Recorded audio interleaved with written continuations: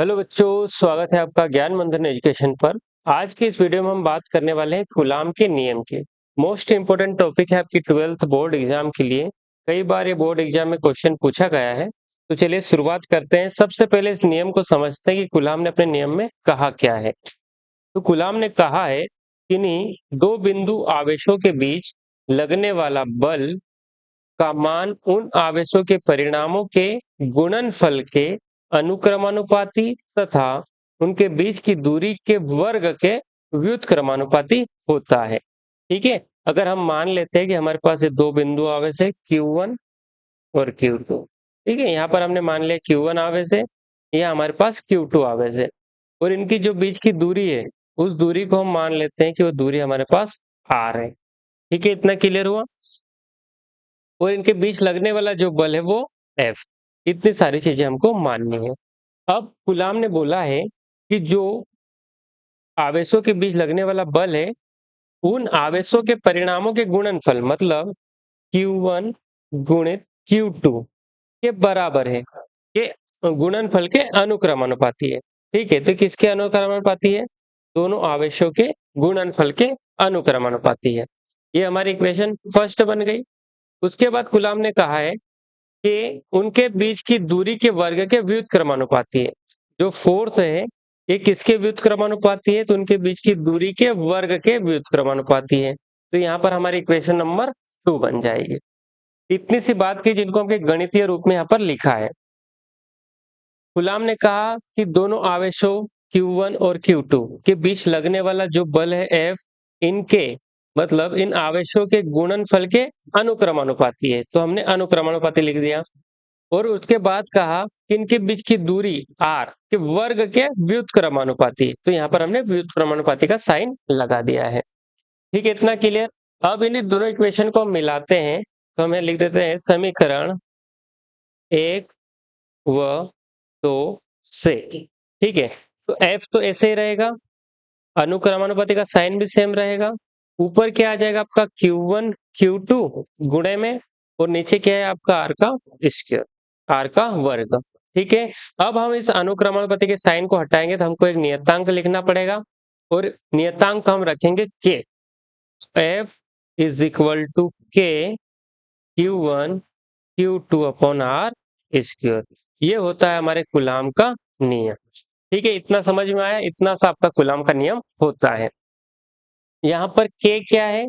तो K है आपका K अनुपातिक अनुपातिक नियतांक। ठीक है, इसका मान अलग अलग हो सकता है क्योंकि निर्वात में बात करेंगे तो वहां पर K का मान अलग होगा, या हम किसी माध्यम की बात करेंगे तो वहां K का मान अलग होगा।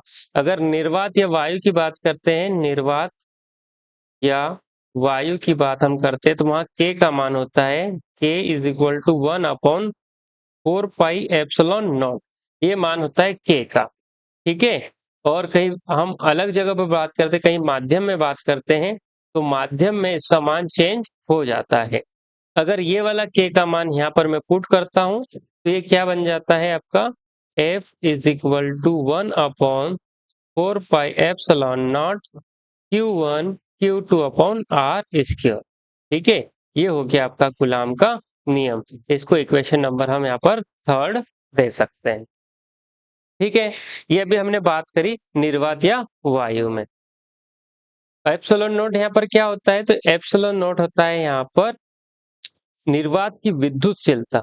ठीक है, ये क्या है यहाँ पर?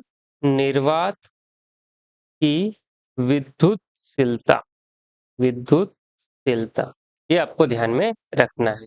अब इसको हम आगे बढ़ते हैं तो हमारे पास इनकी वैल्यू भी, इनको भी हम पुट कर सकते हैं। चलिए देखते हैं।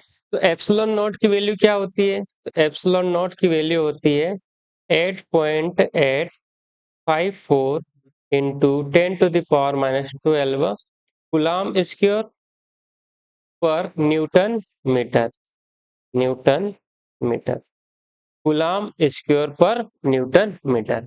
ये वैल्यू होती है एप्सिलॉन नॉट की। और इसी के साथ हम देखें 1/4 पाई एप्सिलॉन नॉट की वैल्यू क्या होती है? तो इसकी वैल्यू भी हम निकाल सकते हैं यहाँ से कि 1/4 पाई की वैल्यू होती है 3.14 और एप्सिलॉन नॉट की वैल्यू थी हमारे पास 854 इंटू 10⁻⁻12। जब इसको हम सोल्व कर लेते हैं तो ये लगभग 9 इंटू 10⁻⁹ न्यूटन मीटर स्क्वायर पर कूलाम स्क्वायर आ जाता है। ठीक है, लगभग में इतनी वैल्यू यहाँ पर निकल कर आ जाती है। अगर ये वैल्यू हम समीकरण 3 में रखेंगे, ये वैल्यू समीकरण नंबर 3 में रखने पर, तो समीकरण 3 में रखेंगे तो हमारा समीकरण बन जाएगा F बराबर 9 into 10⁻⁹ Q1 Q2 upon R का स्क्वायर। ठीक है, ये हमने निर्वात की बात की है। अब निर्वात के अलावा हम किसी अन्य माध्यम में यहाँ पर वैल्यू पुट करते हैं। ठीक है, यहाँ पर मैं लिख देता हूँ अन्य माध्यम।